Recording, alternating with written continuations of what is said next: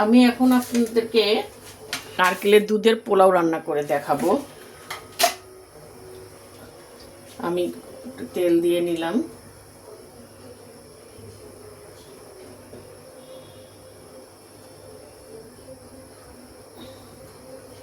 খুব ফেভারিট আমাদের নারকেল দুধের পোলাওটা।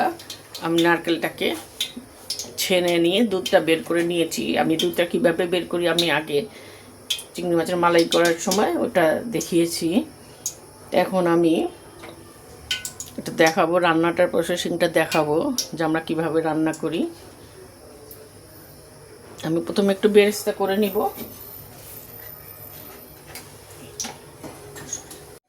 তেলটা গরম হয়েছে, আমি পেঁয়াজটা দিয়ে বেরেস্তা করে নিচ্ছি।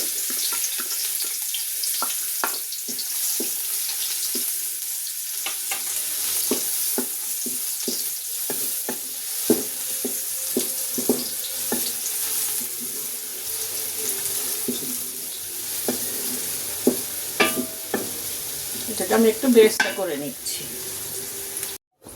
যে আমি বেরেস্তাটা করে উঠিয়ে নিলাম। এখন আমি এর মধ্যে 2টা তেজপাতা, 2টা স্টার অ্যানিস, 2-3টা টুকরা দারচিনি আর এলাচ, 3-4টা এলাচ দিচ্ছি।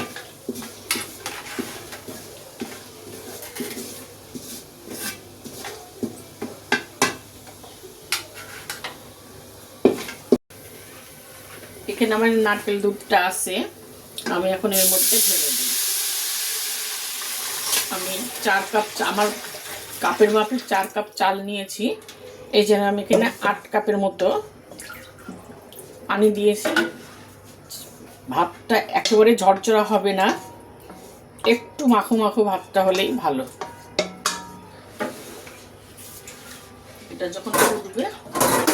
এটা যখন ফুটবে তখন আমি দিব। এখন এর মধ্যে আমি একটু লবণ দিয়ে দিচ্ছি।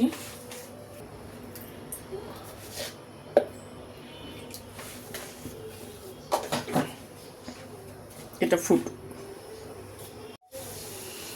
দেখেন চালের দুধটা ফুটে উঠেছে। এখন আমি এটার মধ্যে চালটা আস্তে আস্তে করে দিয়ে দিব।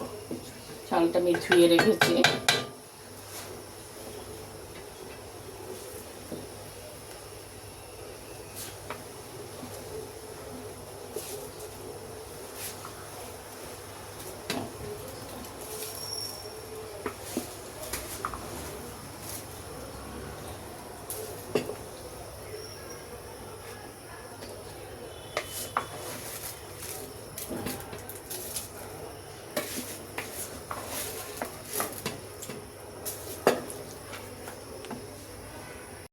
এই যে এটা আমি চালটা দিয়ে দিলাম। এখন আমি এটাকে ঢাকা দিয়ে দিব, একটু ফুটে নিই 10 মিনিট।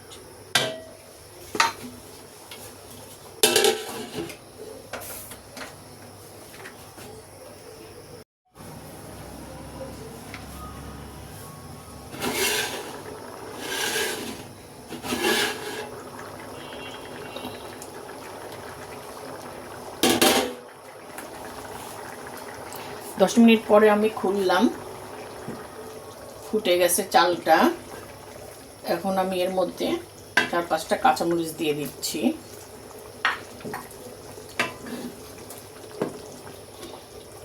আর কিছু নারকেল কোড়া আছে, আমি এভাবে নারকেলটাকে এটা নারকেল না, এটা ডাবের শাঁসটা, এটাকে আমি দিয়ে দিচ্ছি। টেস্টটা ভালো আসবে।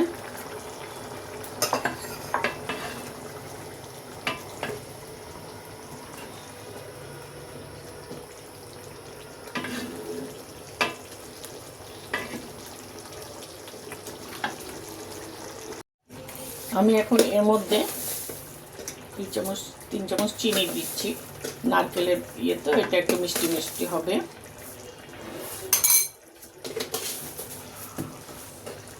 এখন আমি একটা জালির উপরে দিয়ে এটাকে বসিয়ে রাখবো।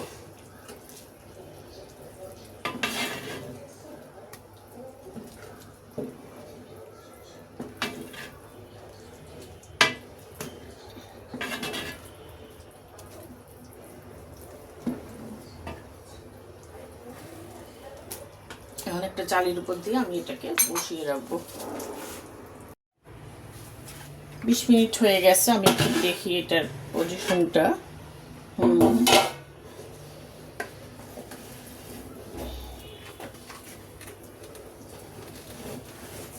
একটু নেড়ে দিচ্ছি।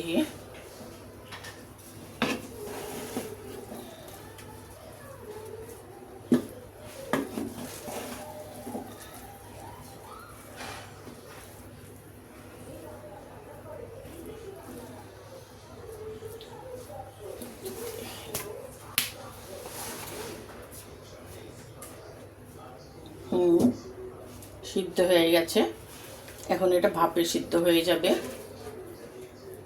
চুলায় থাকলে।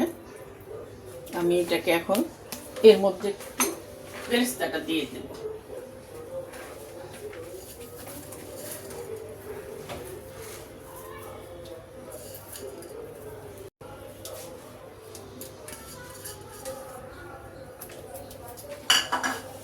এখন এটাকে আমি ঢাকা দিয়ে দিচ্ছি। চুলাটা অফ করে দিচ্ছি। আমার এটা কমপ্লিট হয়ে গেল। আপনারা দেখলেন নারকেলের দুধের পোলাও। এভাবে আমার মা রান্না করতো, মায়ের কাছ থেকেই আমাদের শেখা। পছন্দ হলে বানিয়ে একদিন খাবেন, চেষ্টা করবেন, অল্প করে করবেন। আমি তো বেশি করে করেছি, অল্প করে করে দেখবেন। পছন্দ হলে লাইক দিন, শেয়ার করবেন। আল্লাহ হাফেজ।